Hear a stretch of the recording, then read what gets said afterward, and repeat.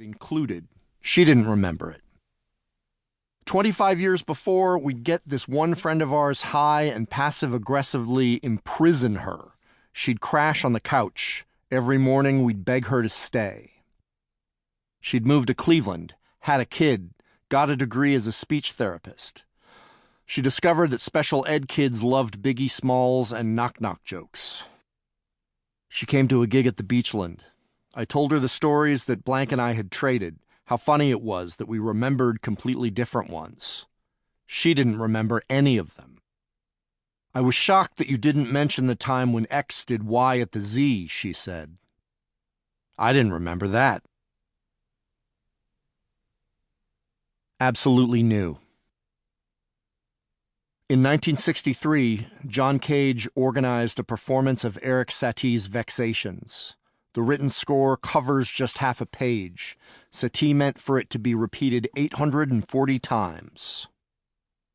Above the piece, Satie wrote, "It would be advisable to prepare oneself beforehand in the deepest silence by serious immobilities."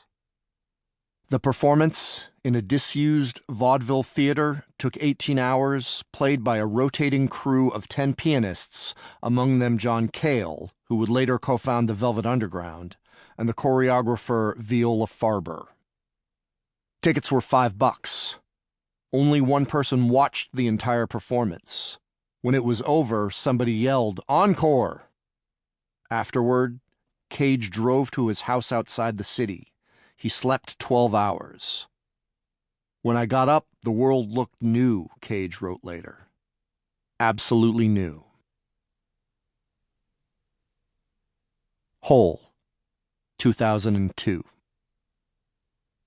My friend Pat Dillett, the record producer, had a spare ticket for an early evening benefit. Ray Charles was playing at the Museum of Natural History. This was a few years before the Jamie Foxx movie and the reverence at the end of Ray's life.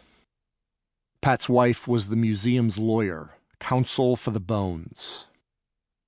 I met Pat outside the planetarium. He told me that when he met his wife for lunch on a weekday, she'd ask incredulously who these people were, walking around the world, not at work. They were us. Chevy Chase was at the reception. Pat said, "Why is Chevy Chase here?" We were 10 feet from him. It's a weird thing to say when you're standing 10 feet from somebody.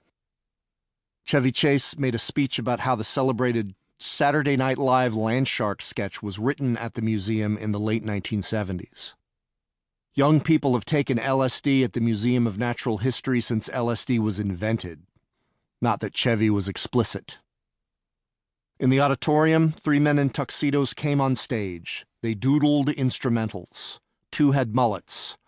The guitars looked like the acrylic-painted instruments in a Sears catalog circa 1988. A hype man led Ray out. He'd done this hundreds of times. He seemed to be operating at half power.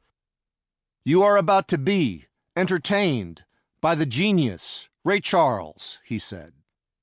He listed awards and million sellers and seated Ray at a keyboard. The trio jumped into a smooth jazz replica of Hit the Road Jack. Ray had a scowl of impatience, maybe scanning for his entrance.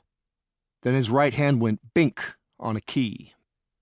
A cheesy bell sound, the ideal of the digital piano. I remember Pat and me turning to each other in dread, but that can't be. It was milliseconds before the next note. Ray rocked the hell out of that cheesy sound. Every phrase was shocking, then inevitable.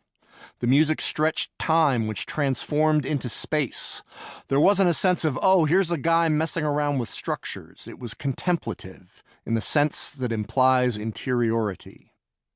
He played What I Say, but didn't bother to sing. A cloudy exploration rolled off the stage, arrhythmic and eerie. The band looking exactly like they were playing a cocktail function. Ray in supernatural speculation, but somehow looking like he wasn't working that hard. The chords parted. From nowhere, Ray sang The Whole Day Through.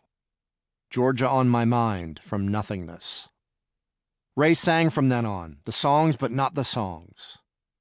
He held his wrist to his ear and frowned. I thought, how poetic, listening to his watch tick. Then I realized Ray's blind.